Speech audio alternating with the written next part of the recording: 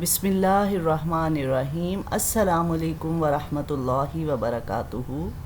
اچھا، تو کل ہم نے سورۃ الفاتحہ کا فہم تھوڑا سا حاصل کرنے کی کوشش کی تھی، اور اس میں جو ایک یہ بات تھی کہ دیکھیں جو پہلی جو 3 آیات ہیں اس میں ہمیں اللہ تعالیٰ کی پہچان حاصل ہو رہی ہے کہ اللہ تعالیٰ کی ہستی کیا چیز ہے، ہم نے اس کو پہچانا ہے کہ وہ رب ہے تمام جہانوں کا، اور عالمین میں پھر سارے جہان اور سب انسان آ جاتے ہیں، چاہے وہ مسلمان ہیں نان مسلم سب آ جاتے ہیں۔ اس کے بعد اللہ تعالیٰ کی ہم نے خصوصیات دیکھی کہ وہ بہت رحمان ہے، الرحیم ہے، بہت رحم فرمانے والا ہے، اور اس کے بعد ہی پھر مالک یوم الدین یعنی اقتدار بھی اسی کا ہے۔ تو ایک جو یہ عظیم ہستی ہے، جب ہم نے اس کو پہچان لیا پھر ہم یہ دعویٰ کر رہے ہیں ایاک نعبد و ایاک نستعین، کیونکہ یہ دعویٰ بہت آسان کام نہیں ہے، یہ ہم کسی عام ہستی کے لیے نہیں یہ ہم دعویٰ کر سکتے۔ کوئی بھی انسان جو ایسی ہستی کو دیکھے کہ جس کے اپنے اندر بھی بہت کمزوریاں ہیں، تو وہ ظاہر ہے اس کی عبادت نہیں کرے گا، انسان اسی کی عبادت کرے گا، یہ اسی کے لیے وہ دعویٰ کرے گا کہ بس میں اب آپ کا بندہ ہوں، میں آپ کا غلام ہوں۔ جب اس نے اس عظیم ہستی کو پہچان لیا تب ہم یہ دعویٰ کر رہے ہیں ایاک نعبد و ایاک نستعین، کہ اللہ تعالیٰ ہم صرف اور صرف آپ کی عبادت چاہتے ہیں، اور پھر ہم مدد بھی آپ سے چاہتے ہیں کس چیز میں کہ ہمیں سیدھا راستہ دکھا، مستقیم راستہ دکھا، اور اس میں صراط مستقیم کون سا راستہ ہے؟ وہ راستہ جو ہمیں اللہ کی طرف لے کے جا رہا ہے، یعنی کہ ظاہر ہے اگر میں اپنے گھر میں بیٹھی ہوں اور میں اپنے گھر کا ایڈریس میں ہی سب سے اچھا بتا سکتی ہوں نا کہ آپ کو اس طرح آنا ہے، تو اب اللہ تعالیٰ تک پہنچنے کا جو ایڈریس ہے، اللہ تعالیٰ تک ہم نے کیسے پہنچنا ہے اور اللہ کی رضا کو کیسے حاصل کرنا ہے، اگر تو ہمارا یہ گول ہے زندگی کا، تو پھر ظاہر ہے کہ پھر اللہ تعالیٰ ہی اس چیز کو ہمیں سب سے بہتر بتا سکتے ہیں، اور اس لیے ہم پھر اللہ ہی سے مدد مانگ رہے ہیں کہ یہ جو منزل ہے یہ بہت مشکل منزل ہے، اور اس میں ہم اللہ تعالیٰ کی مدد کے بغیر نہیں ہم کامیابی حاصل کر سکتے، تو اس لیے پھر ہم اللہ سے مدد مانگ رہے ہیں۔ اور پھر ہدایت کیا ہے کہ ایک تو اللہ تک پہنچنے کا وہ سیدھا راستہ ہے جو نہ صرف سیدھا ہے بلکہ ہمیں اوپر بھی لے جا رہا ہے، مستقیم ہے، اور دوسرا پھر یہ ہے کہ ہدایت پھر سب کے لیے مانگ رہے ہیں۔ یہ بہت اہم بات ہے کہ اس کو بھی ہم ذہن میں رکھیں کہ جب ہم اہدنا الصراط المستقیم کہہ رہے ہیں تو میں صرف اپنے لیے ہدایت نہیں مانگ رہی، بلکہ میرے ارد گرد جو لوگ ہیں، جو رشتے ہیں میرے ارد گرد، ان سب کے لیے بھی میں ہدایت مانگ رہی، کیونکہ ایک انسان اگر اکیلا ہی ہدایت پہ ہے، اور اس کے لیے تو پھر وہ بہت تکلیف دہ مرحلہ ہے کہ وہ اکیلا ہدایت پہ اور ارد گرد سب لوگ جو ہیں وہ غافل ہوئے ہیں، وہ اس راستے پہ نہیں، تو اس کے لیے وہ بہت زیادہ تکلیف دہ چیز ہو جاتی ہے، اور وہ خود بھی بہت مشکل میں آ جاتا ہے۔ دیکھیں ماحول انسان کے لیے بہت ضروری ہے نا، جب ماحول اچھا ہو تو ہم پھر اچھے کاموں میں لگ جاتے ہیں، ماحول اچھا نہیں ہوگا ہم خود بخود اس اچھائی سے ہٹ جائیں گے، ہمیں پتہ بھی نہیں چلے گا۔ اس لیے ہدایت صرف اپنے لیے نہیں بلکہ سب کے لیے ہدایت کو مانگنا یہ بہت ضروری ہے۔ اور اس کے بعد پھر ہم کون سا راستہ مانگ رہے ہیں کہ جن لوگوں پہ اللہ کا انعام ہو گیا نا، اور وہ بھی کیا کہا گیا کہ وہ لوگ ہیں جو اصل میں جن کے لیے اللہ تعالیٰ نے کہہ دیا ہے۔ دیکھیں ابھی جو ہم میں سے لوگ ہیں، جو اس دنیا میں زندہ لوگ ہیں، ان کے متعلق بہت نیک لوگ ہیں، بہت نیک لوگ ہیں، لیکن کوئی کسی نے گارنٹی نہیں دی ہوئی کہ ہاں یہ بندہ بہت نیک ہے، اور اللہ معاف کرے آج ہم نیکی کر رہے ہوتے کل ہم سے پھر اگلے لمحے کوئی غلطی ہو جاتی ہے، تو یہ وہ لوگ ہیں اصل میں جن پہ اللہ نے ایک سرٹیفکیٹ دے دیا ہے کہ یہ وہ لوگ تھے جن پہ میں نے انعام کیا تھا، ان میں پھر نبی آ جاتے ہیں اور صالحین آ جاتے ہیں، جو کہ ہم وقتاً فوقتاً قرآن پاک میں بھی پڑھیں گے، اور تاریخ میں بھی ہم بہت سے لوگوں کا، بہت سی خواتین کا بھی پڑھ چکے ہیں۔ حضرت ایوب کا صبر دیکھے، صبر ایک ہے ہی بہت مشکل چیز، لیکن اللہ تعالیٰ ان کے صبر کی تعریف کر رہے ہیں کہ وہ میرا بہت اچھا بندہ تھا، میں نے اسے بہت صابر پایا۔ تو یہ ہے نا انعام کہ اللہ نے ان کو سرٹیفکیٹ دے دیا۔ پھر بہت سے صحابہ کرام ایسے ہیں کہ جن کو سرٹیفکیٹ مل چکے. اللہ نے کہا کہ میں بلکہ تمام صحابہ کے لیے کہا گیا کہ اللہ تعالیٰ نے فرمایا میں ان سے راضی اور یہ مجھ سے راضی ہو گئے. تو یہ ہم قرآن پاک میں آیات ہمیشہ قیامت تک پڑھتے رہیں گے کہ اللہ تعالیٰ ان لوگوں سے راضی ہو گیا تھا. تو ہم پھر وہ راستہ مانگ رہے ہیں کہ جن سے اللہ تعالیٰ کا جن لوگوں پہ انعام ہوا، اور اس راستے سے ہم پناہ چاہتے ہیں جس پہ اللہ کا غضب ہو گیا، غصہ ہوا، اللہ تعالیٰ ان پہ غصہ ہو گئے، یا پھر جنہوں نے اپنی راہ کو ہی کھو دیا، غافل ہو گئے. تو اس کے بعد ہم آمین کہتے ہیں. آج ہم سورۃ البقرہ شروع کر رہے ہیں. بسم اللہ الرحمن الرحیم.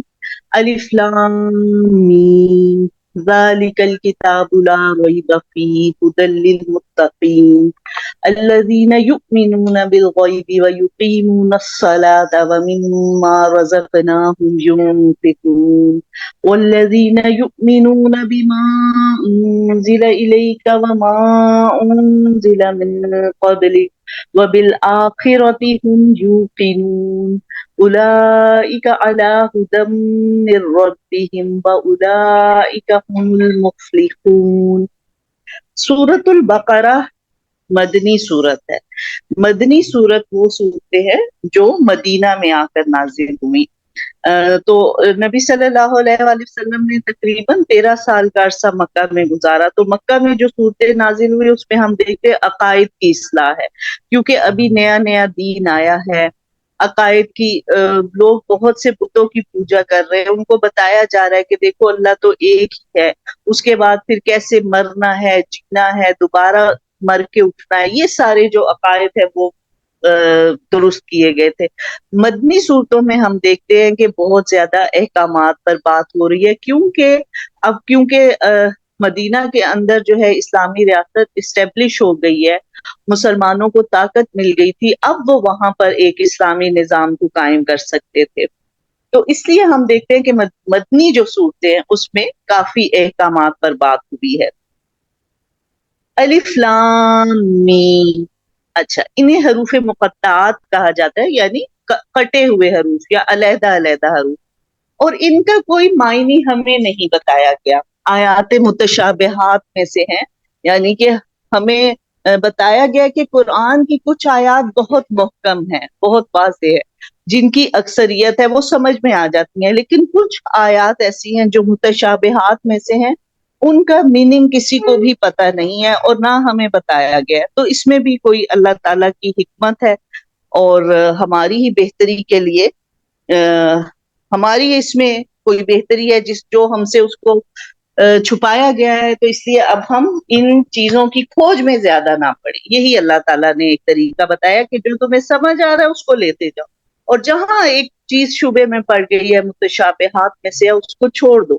بہرحال الف لام میم، آپ صلی اللہ علیہ وسلم نے فرمایا کہ میں نہیں کہتا کہ الف لام میم ایک حرف ہے، بلکہ الف ایک حرف ہے، لام ایک حرف اور میم ایک حرف ہے، اور ہر حرف پر ایک نیکی، اور ایک نیکی کا اجر 10 گنا ہے. یعنی جب ہم الف پڑھتے ہیں تو 10 نیکیاں لکھی جاتی ہیں، جب لام پڑھتے ہیں تو 20 نیکیاں، جب میم پڑھتے ہیں تو 30 نیکیاں لکھی جاتی ہیں. تو یہ اللہ کا بہت بڑا فضل ہے، اس کی بہت بڑی رحمت ہے.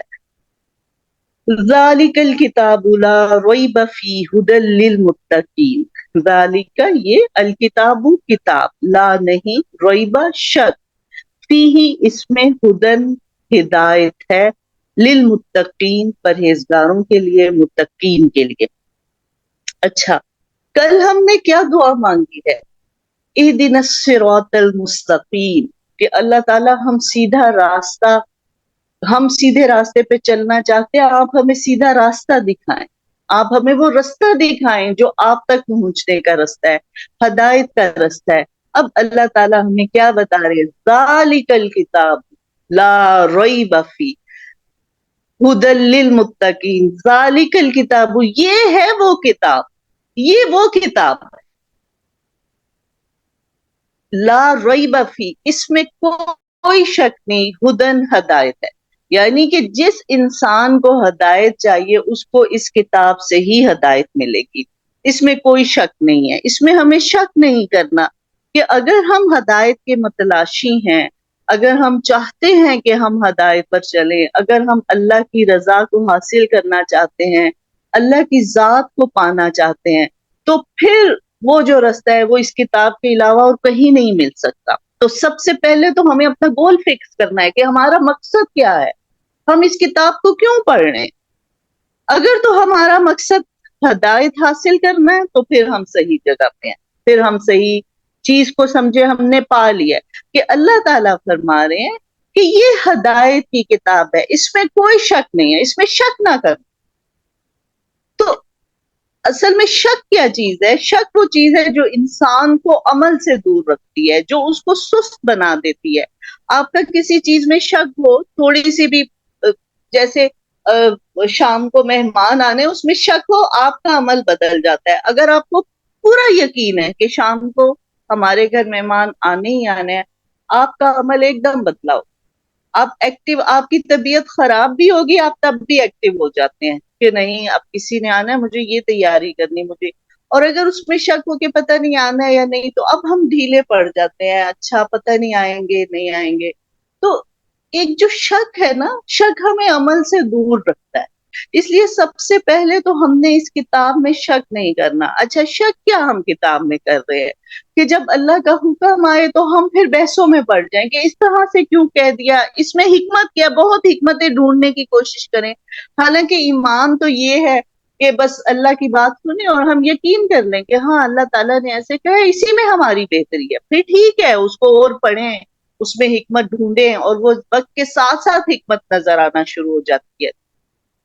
لیکن اگر ہم اس شک میں ہی پڑے رہے کہ اچھا اب یہ تو کہیں مجھے کسی چیز سے دور نہ کر دے، یا یہ مجھے میری خوشیوں سے میرے آرام سے دور کر دے گی، تو وہ ایک شک آپ کو یقین کی طرف نہیں آنے دیتا۔ یقین وہ علم ہے جو آپ کے عمل کو بدل دیتا ہے۔ تو ایمان جس کا ہوگا نا، کل بھی ہم نے پڑھا کہ یہ ہدایت تو اللہ نے کہا یہ سب کے لیے نصیحت اللہ نے اتاری ہے، تمام لوگوں کے لیے، لیکن ہدم و رحمت للمؤمنین، ہدایت اور رحمت ان لوگوں کے لیے جو اس پر ایمان لائیں گے، جو مومن ہوں گے۔ تو مومن وہی ہے جو اس پر ایمان لایا، اس نے شک نہیں کیا۔ اگر ہمیں ہدایت پانی ہے، واقعی ہمارا ٹارگٹ ہدایت ہی ہے، تو پھر ہمیں اس پر شک نہیں کرنا۔ پھر اللہ تعالیٰ فرما رہے ہیں کہ کوئی شک نہیں ہے کہ یہی کتاب ہے ہدایت للمتقین، متقین کے لیے، پرہیزگاروں کے لیے۔ اچھا اب وہ متقین کون ہے؟ تقویٰ جو ہے وہ دل کی وہ کیفیت ہے جو آپ کو ایک فکر میں مبتلا رکھتی ہے، اپنے انجام کی فکر میں، کہ کیا ایسا ہوگا اگر اللہ تعالیٰ مجھ سے ناراض نہ ہو جائے۔ ٹھیک ہے غلطیاں، اس فیلنگز میں بھی غلطیاں انسان سے ہو جاتی، انسان تو انسان ہی ہے نا، ہر ایک سے غلطی ہوتی ہے۔ یہ نہیں ہوگا کہ ایک جو متقی انسان ہے وہ بالکل فرشتہ بن جائے گا، اب اس سے کوئی گناہ نہیں ہوگا، نہیں، وہ متقی ہوگا، اس کے دل میں اللہ کا ڈر ہوگا کہ نہیں مجھے اپنے برے انجام سے بچنا ہے۔ پھر اس کے دل میں برائی کا خوف ہوگا کہ یہ نہ ہو کہ میں کسی برائی میں مبتلا ہو جاؤں، کوئی کام مجھ سے غلط ہو جائے، کوئی میرے منہ سے غلط بات نکل آئے، کسی کی دل آزاری میرے سے نہ ہو جائے۔ وہ اس ڈر سے زندگی گزار رہا ہوتا ہے، لیکن اس کے باوجود بھی اس سے غلطیاں ہو جاتی ہیں۔ لیکن وہی جو ڈر والے ہیں پھر اس ہدایت کو پا لیتے ہیں، اسی راستے کو پا لیتے ہیں کہ ان کا تعلق اس کتاب سے ہوتا ہے، پھر وہ اپنا راستہ سیدھا کر لیتے ہیں، ذرا سا ڈگمگاتے ہیں پھر اپنا راستہ سیدھا کر لیتے ہیں۔ اب ان متقین کی، جو اللہ سے ڈرنے والے لوگ ہیں، جو برے انجام سے ڈرتے ہیں، جو برائی سے ڈرتے ہیں، ان کی اللہ تعالیٰ نے آگے کچھ خصوصیات بتا دی ہے۔ الذین، اگلی آیت ہماری شروع ہو رہی الذین، الذین اسم موصولہ ہے جس سے پتہ چلتا ہے کہ اس کا تعلق پچھلی بات سے۔ کون لوگ ہیں وہ متقین؟ یؤمنون بالغیب، ان کی سب سے پہلی خصوصیت یہ ہے کہ وہ غیب پر ایمان۔ اچھا غیب کیا ہے؟ وہ چیز جو ہمارے سامنے نہیں، وہ چیز جو ہمیں نظر آ رہی ہے وہ تو حاضر ہے نا، ہم اس کو دیکھ رہے ہیں۔ اب جو چیز ہے تو صحیح، یعنی غیب کا مطلب یہ ہے کہ وہ چیز موجود تو ہے لیکن وہ ہمارے سامنے نہیں ہے، اس کو ہم غیب کہہ رہے ہیں۔ تو اب دین اسلام جو ہے اس کی بیس ہی غیب پر ہے نا. سب سے پہلے تو اللہ تعالیٰ کی ذات، لا الہ الا اللہ پڑھ کے انسان مسلمان ہوتا ہے کہ اللہ کے سوا کوئی معبود نہیں، ایک ہی اللہ ہے، اور اس کے سوا کوئی عبادت کے لائق ہے ہی نہیں، ہو ہی نہیں سکتا. اللہ کے سوا کوئی عبادت کے لائق ہے ہی نہیں. یہ ہم کلمہ پڑھ کے مسلمان ہو رہے ہیں اور ایک اللہ پر ایمان لا رہے ہیں، اور اللہ بھی وہ ذات جو ہمیں نظر ہی نہیں آ رہی. سب سے بڑا ایمان اللہ کی ذات پر جو ہمیں نظر نہیں آ رہا، لیکن کیونکہ ہمارا ایمان اس کتاب پر ہے، کیونکہ ہم مسلمان ہیں، ہم تو یہ پڑھ کر مسلمان ہوئے، لا الہ الا اللہ، اللہ کے سوا کوئی عبادت کے لائق ہے ہی نہیں، ہم نے اس کو اپنا الہ مان لیا ہے. تو اب کیا ہم واقعی غیب پر ایمان رکھتے ہیں کہ واقعی ہمارا ایمان ہے کہ اللہ تعالیٰ کی ذات پہ ہم ایمان رکھتے ہیں کہ قرآن پاک نے کہا وَهُوَ مَعَكُمْ أَيْنَمَا كُنتُمْ، تم جہاں بھی کہیں ہو وہ تمہارے ساتھ، تم جہاں بھی کہیں ہو وہ تمہارے ساتھ. تو یہ غیب پر ایمان یہ کتنا مشکل کام ہے کہ تبھی تو وہ ایمان نہیں لاتے تھے. ایک لا الہ الا اللہ پڑھنا ان کے لیے کتنا مشکل تھا، دشمنی پہ اتر آئے تھے کہ ہمیں ایک اللہ کی عبادت کرنی پڑے گی، ایک اللہ سے ہمیں ڈرنا پڑے گا، اور ہمیں ہر برائی کو چھوڑنا پڑے گا، چوری کو چھوڑنا پڑے گا، جھوٹ کو. یعنی آپ دیکھیں اگر ہمارا ایمان ہے اللہ پر تو ہم کیسے غلط بات منہ سے نکال سکتے ہیں، ہم کیسے کوئی غلط کام کرنے کا سوچ سکتے ہیں. یہ تو ہم ہے نا کہ ہم نے ان چیزوں کو سمجھا ہی نہیں ہے، اور ہمارے لیے یہ کتنا آسان ایمان کا رستہ ہو گیا ہے کہ ہم میں بہت سے لوگوں کو پتہ بھی نہیں ہے، بہت سے لوگ ظاہر ہے قرآن پاک کو اس طرح سمجھے ہی نہیں ہوئے. ہاں صرف جیسے دین کا علم ہم سمجھتے کہ یہی بہت کافی ہے کہ جو اللہ تعالیٰ نے ہمیں بتا دیا، جو ہم نے گھر سے سیکھ لیا، جو ہمیں ماں باپ نے بتا دیا، ہم تو اسی کو کافی سمجھ کر زندگیاں گزار رہے ہیں نا. تو ہم نے کوشش ہی نہیں کی کہ اس چیز کو سمجھ لیں کہ یہ تو بہت اہم چیز ہے. اور پھر بہت سے لوگ قرآن کو اس لیے بھی نہیں پڑھنا چاہ رہے ہوتے کہ پھر تو ہمیں عمل کرنا پڑ جائے گا. حالانکہ یہ کتنی جہالت کی بات ہے، علم ہی تو عمل کی قوت دیتا ہے. یہ علم ہی تو ہے جو ہمیں برائیوں سے بچائے گا اور جو ہمارے ایمان کو مضبوط کرے گا. قرآن کو پڑھے بغیر ایمان مضبوط نہیں ہو سکتا. اور اگر ہم کہیں کہ ہاں ہمیں تو پتہ ہے اللہ ایک ہے بس، اور پھر وہ جو کچھ ہو رہا ہے پھر ہمارے معاشرے میں، وہ پھر پتہ ہے نا کہ وہ کس قدر کمزور ایمان کہ ہم برائیاں بھی کر رہے ہوتے ہیں، ہر برائی ہم کر رہے ہوتے ہیں، پھر بھی ہم کہتے ہیں ہم مسلمان. حالانکہ اگر ہمارا ایک غیب پر ہی ایمان پختہ ہو جائے تو ہماری زندگیاں ہی بالکل بدل جائیں. کہ اللہ تعالیٰ تو کہہ رہے ہیں وَهُوَ مَعَكُمْ أَيْنَمَا كُنتُمْ، وہ تمہارے ساتھ ہی ہے. اور پھر فرشتے ہیں، اب دیکھیں فرشتے بھی ہمیں بتایا گیا ہے، ہم نے کیونکہ پڑھا ہے کہ وہی فرشتہ لے کر آیا تھا. اسی طرح ہم نے قرآن پاک میں پڑھا کہ اللہ تعالیٰ نے ہر انسان کے لیے موت کا فرشتہ مقرر کیا ہے. پھر کہا کیا ہم نے پڑھا کہ تمہارے دائیں بائیں دو ہوشیار فرشتے بیٹھے ہیں جو انتظار میں ہیں کہ اس انسان کے منہ سے جو لفظ نکلے میں اس کو لکھ لوں. تو جب تک ہمارا ان چیزوں پر ایمان مضبوط نہیں ہوگا ہمارا عمل کیسے بدل سکتا ہے؟ ایمان مضبوط ہوگا تو ہم بہت کم بولیں گے، اس لیے کہ ہمیں تو پتہ ہے کہ ہماری ہر بات لکھی جا رہی، تو ہم بولنا بھی کم کر دیں گے.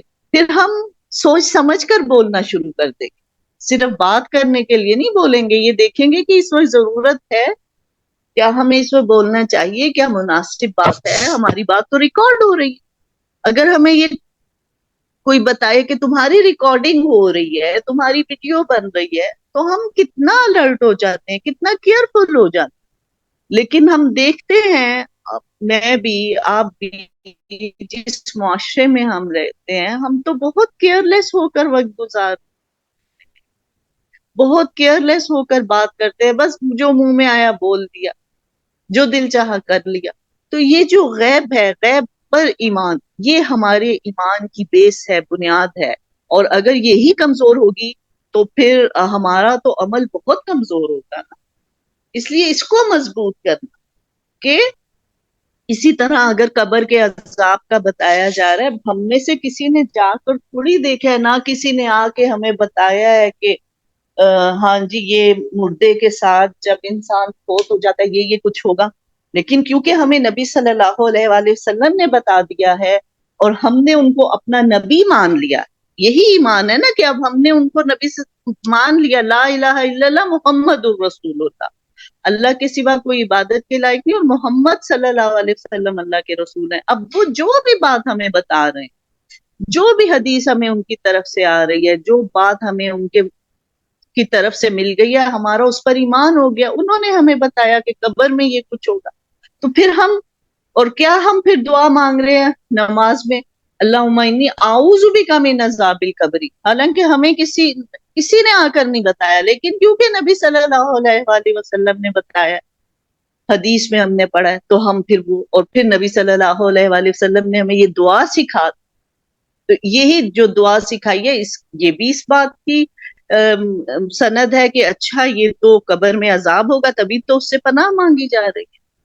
پھر جنت کے متعلق جو کچھ بتایا اب وہ غیب ہے، ہم نے دیکھا تو نہیں، نہ کسی نے آ کے ہمیں بتایا کہ ہاں جنت میں یہ کچھ ہے، لیکن کیونکہ اللہ تعالیٰ نے ہمیں قرآن پاک میں بتا دیا، جہنم کے متعلق بتا دیا، تو اب ہمارا ایمان اس پر ہے کہ ہاں اس طرح سے جنت ہے، جہنم ہے، فتنے ہوں گے، اب ہمارا ان چیزوں پر ایمان ہے، تو اس لیے اب ہم لوگوں نے کوشش کرنی ہے کہ غیب پر جو ایمان ہے اس پر ہم بات کریں، اس پہ ہم کام کریں کہ اچھا یہ میرا ایمان کیسے ہے غیب پر، اور اللہ تعالیٰ میرے ساتھ ہے اور فرشتے میری بات لکھ رہے ہیں، تو اب ہم سوچ سمجھ کر بات کریں، سوچ سمجھ کر ہمیں کام کرنے ہوں گے۔ اب وہ والی زندگی نہیں، اب ہم نے کیا ایک خود سے ہم نے کہہ دیا کہ ایاک نعبد، اللہ تعالیٰ ہم تو صرف آپ کی عبادت کرتے ہیں، تو پھر اب بہت سوچ سمجھ کے اب یہ ذمہ داری ہم نے خود اپنے اوپر لے لی، تو یہ چیز جو علم ہے وہ ایسا یقین، ایسا علم ہے جو آپ کے عمل کو بدل کے رکھ دیتا ہے۔ یہی بات ہے کہ صحابہ کرام کا عمل کیسے بدل جاتا تھا، وہ ایک دفعہ بات سنتے تھے ان کا عمل بدل جاتا تھا، وہ پھر کہتے نہیں تھے اچھا ہم کل سے شروع کریں، اچھا ابھی آج تو یہ کر لیں، نہیں، ادھر ہی چھوڑ دیتے تھے۔ ہم دیکھتے صحابہ کرام کو جب یہ بتایا گیا، کسی نے اعلان کر دیا جب آیت نازل ہوئی کہ شراب حرام کر دی گئی ہے، کہا جاتا ہے کہ مدینے کی گلیوں میں شراب بہہ رہی تھی، ہر مسلمان نے اپنے گھر سے شراب اٹھا کے پھینک دی، اور یہ کہا جاتا ہے کہ جو اس کو پینے کے لیے پینے لگا تھا اس نے گلاس کو منہ سے نہیں لگایا، اس نے پھینک دیا، اس یہ نہیں کہا کہ اچھا ابھی تو ہوئی ہے چلو یہ جو میں نے ڈال لیا میں اس کو تو پی لوں، نہیں، اس کو زبان تک نہیں وہ لے کر گیا، جو منہ میں ڈال چکے تھے انہوں نے اس کو کلی کر دی، باہر نکال دی۔ تو یہ ہے ایمان، کہ ایمان جو ہے وہ عمل کو بدل دیتا ہے۔ ایک تو بات یہ ہے کہ غیب پر ایمان، یہ بہت ضروری چیز ہے، یہی ہمارے دین اسلام کی بنیاد ہے، اس کے بغیر تو دین آگے بڑھتا ہی نہیں ہے نا۔ ظاہر ہے اگر ایک اللہ کی ذات غیب میں ہے اور اس پر ایمان آتا ہے تو ہی دین اسلام پھر آگے بڑھتا ہے، تو ہی پھر قرآن پاک پڑھا جاتا ہے، تو اس ایمان کو مضبوط کرنا۔ دوسری کیا ان کی خصوصیت ہے متقین کی، وَيُقِيمُونَ الصَّلَاةَ، وہ نمازوں کو قائم کرنے والے ہیں، نمازوں کو قائم رکھتے ہیں، اور قائم کرنے سے کیا مراد ہے کہ پابندی سے نماز کو پڑھنا، سنت نبوی کے مطابق پڑھنا، خضوع اور خشوع کے ساتھ پڑھنا، نماز کو ہمیشہ پڑھنا، یہ نہیں کہ کبھی پڑھ لی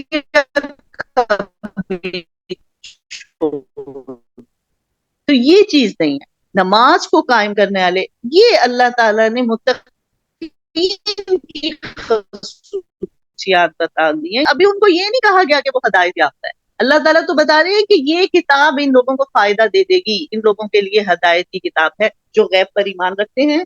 نمبر 2، نمازوں کو قائم کرنے والے ہیں، وَمِمَّا رَزَقْنَاهُمْ يُنْفِقُونَ، اور اللہ تعالیٰ نے ان کو جو کچھ بھی دیا ہے اس میں سے وہ خرچ کرتے، وہ اس کو اپنے تک محدود نہیں رکھتے بلکہ اس میں سے خرچ کرنے والے۔ تو اللہ تعالیٰ نے جو رزق دیا، پھر رزق کو ہم سمجھ لیں کہ رزق سے مراد صرف مال نہیں ہے، صرف پیسہ نہیں ہے، بلکہ رزق سے مراد ہر وہ نعمت جو اللہ تعالیٰ نے ہمیں دی ہے اس میں سے خرچ کرنا۔ اگر ہمیں علم دیا اللہ تعالیٰ نے تو اس علم کو اللہ کی راہ میں خرچ کرنا، لوگوں کی فلاح و بہبود کے لیے خرچ کرنا، لوگوں کی اصلاح کے لیے خرچ کرنا، اسی طرح اس کو اپنے تک محدود نہیں رکھنا۔ اسی طرح اگر اللہ تعالیٰ نے مال دے دیا ہے، اب اس مال کو اپنے تک نہیں محدود رکھتے بلکہ اس میں سے خرچ کرتے۔ اچھا، اس میں سے خرچ کرنے کا مطلب یہ ہے کہ یہ نہیں کہ سب کچھ ہی ہم نے اللہ کی راہ میں دینا، بلکہ جو کچھ اللہ نے دیا اس میں سے کچھ حصہ اللہ کی راہ میں دے۔ اور اسی طرح اگر ہمارے پاس کوئی ایکسٹرا صلاحیت ہے، جیسے کوئی کھانا پکانے میں بہت اچھا ہے، کوئی سلائی کرنے میں کوئی بہت اچھا ہے، کوئی بیکنگ کرنے میں اچھا ہے، کوئی کڑھائی کرنے میں اچھا ہے، اب وہ اس کو سکھانے والا بن جائے۔ تو اب تو خیر یہ کام ہی بہت ختم ہی ہوتے جا رہے ہیں، ورنہ ہم نے جو اپنا بچپن گزارا تھا اور ہم نے یہ دیکھا تھا کہ بہت لوگ، امی کے پاس بہت سی عورتیں آتی تھی کہ اچھا یہ ہمیں نمونہ سکھا دیں، کیسے نمونہ نیٹنگ کا جو ہوتا تھا تو امی ان کو سکھا رہی ہوتی تھی۔ اسی طرح کوئی چوڑی دار پاجامہ کٹوانے آ رہا ہے، اور یہ تو چیزیں وہ بچپن میں ہم نے بہت دیکھی۔ پھر کوشش یہی کی کہ اللہ تعالیٰ نے جو بھی موقع دیا ہے، جہاں بھی رہے ہیں، یہی کوشش کی ہے کہ جو کچھ ہم کسی کے لیے کر سکتے ہیں اس کو کریں، اللہ قبول فرمائے۔ تو یہ ایک جذبہ ہونا چاہیے۔ ہمیں کوئی نہیں بتائے گا کہ یہ تمہارے پاس اللہ کا رزق ہے، اس وقت اس میں سے تم خرچ کرو، یہ ہمیں خود دیکھنا ہوگا کہ اس وقت میں اللہ کے لیے، اللہ کی راہ میں کیا خرچ کر سکتی ہوں۔ تو آپ دیکھیں گے کہ آپ ایسی ایسی جگہ سے اللہ کی راہ میں خرچ کریں گے کہ عام انسان وہ سوچ بھی نہیں سکتا ہے۔ تو جہاں جاب کی ہے تو وہاں بھی یہ کوشش کیا کہ ہر ایک کے لیے ہیلپ فل بن کر رہے، اور اگر گھر میں رہے ہیں تو ہمیشہ نیبرز کے ساتھ ایسے تعلقات رکھنے کی کوشش کیا ہے کہ ان کے ساتھ ہیلپ فل بن کے رہیں۔ یہ ہم نے کام کرنا ہے، یہ نہیں کہ ہم اب پیسے کا انتظار کریں گے کہ اچھا پیسہ آئے گا نا تو پھر میں خرچ کروں۔ نہیں، اب ہم خود دیکھیں، ہر انسان خود دیکھے کہ میں اس وقت اللہ کی راہ میں کیا خرچ کر سکتی ہوں، کیونکہ جو انسان خرچ کرے گا، جس کے اندر شیئر کرنے کا ایک جذبہ ہوگا، اسی کا دل نرم ہوتا ہے۔ جو اپنے فائدے کی چیزوں میں سے دوسرے کو فائدہ دیتا ہے، اس کا دل نرم ہوتا ہے اس ہدایت کے لیے، وہی اس ہدایت کے راستے پر چل سکتا ہے۔ تو یہ جو ہے سمجھ لیں کہ جو اب ہم نے جو صراط مستقیم کی دعا کی ہے نا، اب یہ ایک لمبا اور سیدھا راستہ ہے، اور اس پر وہ لوگ چل سکتے ہیں، اور سمجھ لیں کہ یہ زیادہ راہ ہے ان کا، یہ ان کا سامان ہے، یہ ان کا لگیج ہے۔ یہ چیزیں تو ضروری ہیں کہ ایک کیا کرنا ہے، غیب پر ایمان، ان کو ریکال کرنا ہے بار بار کہ غیب کیا چیز ہے، اس پر ایمان میرا مضبوط ہے یا نہیں۔ دوسرا، نماز کو قائم کرنا ہے۔ تیسرا، اللہ نے جو بھی رزق دیا، جو بھی رزق دیا، اسی طرح کچھ لوگ بہت سمجھدار ہوتے ہیں، معاملہ فہمی ہوتی ہے، ان سے اگر مشورہ لیا جائے وہ اچھا مشورہ دیں دوسرے مسلمان کو، یہ بھی اللہ کی راہ میں، یہ بھی ایک رزق ہے جس میں سے ہم خرچ کر رہے ہیں۔ تو وہی بات ہے کہ اب ہم یہ دیکھیں کہ اللہ نے ہمیں کیا صلاحیت دی ہے کہ جس میں سے ہم، اس میں سے ہم کیسے خرچ کر سکتے ہیں۔ جب یہ آن لائن کلاسز تھی، اور ظاہر ہے کہ عام پیرنٹس کو بھی کمپیوٹر کا کچھ اتنا سمجھ نہیں تھی، اور تو ہم لوگ بھی محنت کر رہے تھے، ہمارا بھی اسٹرگلنگ پیریڈ تھا۔ اب جو چیز سمجھ آ گئی نا مجھے، اور میری بیٹی بھی میرا اس میں بہت ہیلپ کر رہی تھی، تو بہت سے پیرنٹس پہلے ظاہر ہے ہم ٹیچرز تھے، کلاس ٹیچرز، وہ ہم سے پوچھ لیتے تھے کہ یہ کام ہمیں کس طرح کر، اچھا اب اس کا ایک واضح بالکل جواب جان چھڑانے کے لیے جو عام ٹیچرز کر رہی ہوتی وہ یہی کہ جی آپ کمپیوٹر ٹیچر سے بات کریں، وہ آپ کو بتائیں گے۔ لیکن میں خود بھی یہ کرتی تھی، پھر خود جو کام میں نہیں کر سکتی تھی، بیٹی کو بھی یہ کہتی تھی کہ بیٹے آپ بتا دو ان کو، چلو کوئی بات نہیں آپ گائیڈ کر دو، کہ جو ہم کسی کے لیے کر سکتے ہیں ہم کریں۔ اور عام انسان کیا کہہ سکتے ہیں کہ جی ہمارے پاس ٹائم ہی نہیں ہے، تو ٹائم تو سب کے پاس شارٹ ہے۔ یہ جو چیزیں ہیں نہ تو یہ ٹائم سے ہوتی ہیں، سب سے بڑی بات تو یہ، نہ یہ ٹائم سے ہوں گی، نہ یہ پیسے سے ہوں گی، یہ ہوتی ہے جذبے سے۔ وہ جذبہ اللہ تعالیٰ ہر مسلمان کے اندر پیدا کرنا چاہ رہا ہے کہ دیکھو خرچ کرنے والے بنو، روکنے والے مت بنو۔ اور کیا حدیث میں آتا ہے کہ صبح جب ہوتی ہے تو ایک فرشتہ اعلان کرتا ہے کہ اے اللہ تعالیٰ جو خرچ کر رہا ہے اس کو دے اور جو روک رہا ہے اس کا روک لے. اللہ معاف کرے کہ یہ کتنی یعنی کہ لمحہ فکریہ والی بات ہے کہ ہم سمجھتے ہیں ہم نے روک کر بچا لیا. حضرت عائشہ رضی اللہ تعالیٰ عنہ کے پاس ہمسائی نے کچھ سالن دیا انہیں، اور انہوں نے کچھ جو ہے وہ زیادہ تو ہمسایوں میں بانٹ دیا اپنی سہیلیوں کو اور تھوڑا سا اپنے لیے رکھا. تو آپ صلی اللہ علیہ وآلہ وسلم نے پوچھا کہ اے عائشہ کچھ کھانے کے لیے ہے؟ تو حضرت عائشہ نے فرمایا کہ میں نے باقی سارا تو دے دیا ہے، بس یہ اتنا سا بچ گیا ہے. تو آپ صلی اللہ علیہ وآلہ وسلم نے فرمایا کہ اس طرح کہو کہ وہ ہم نے بچا لیا ہے، یعنی کہ وہ تو اللہ کی راہ میں دیا، وہ تو ہمیں انشاءاللہ آخرت میں مل ہی جائے گا، وہ ہمارا بچ گیا ہے. اور یہ جو تھوڑا سا یہ تو ہم استعمال کر لیں گے، یہ تو کھائیں گے اور ختم ہو جائے گا. تو اللہ تعالیٰ نے کہا کہ کھائے پیے کا وہ حساب نہیں لے گا، یہ تو ہم کھائیں گے بس ختم ہو جائے گا. اور جو تم نے دے دیا لوگوں کو اللہ کی راہ میں دے دیا، سمجھو وہ میرا بچ گیا. تو یہ جو ہمیں کانسیپٹ دیا گیا ہے کہ بچا ہوا کیا ہے، اصل میں جو اللہ کی راہ میں دیا ہے وہ بچاؤ، اور جو ہمارے پاس ہے وہ تو ہم کھا کے پہن کے خرچ کر دیں گے. تو یہ جو ایک جذبہ ہے یہ ہر مسلمان کے اندر ہونا چاہیے کہ جو بھی اللہ نے ہمیں صلاحیت دی ہے، جو ہمیں اختیار دیا ہے، جو ہمیں بھلائی دی ہے، جو ہمیں صلاحیت دی ہے، جو رزق دیا ہے، جو مال دیا ہے، جو اولاد دی ہے، جو بھی ہماری نعمتیں اس میں ہم اللہ کی راہ میں خرچ کریں.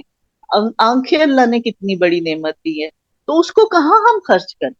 اس کو قرآن کے پڑھنے میں خرچ کر دیں. یہی ہم نیت کر لیں کہ اچھا اگر اس وقت ہمارے پاس اور کوئی صلاحیت ہی نہیں ہے اور کوئی رزق ہی نہیں ہے تو ہم اس قرآن کو ہی پڑھیں، ہم اپنی آنکھوں کو اس کے پڑھنے پہ خرچ کر دیں. اور اگر ہمیں کان دیا تو ہم اس قرآن اپنے کانوں کو ہم اللہ کا کلام سننے پر خرچ کر دیں. تو یہ ایک سوچ کا طریقہ ہے، اور سوچ ہی آپ کو آپ کا عمل بدل دیتی ہے.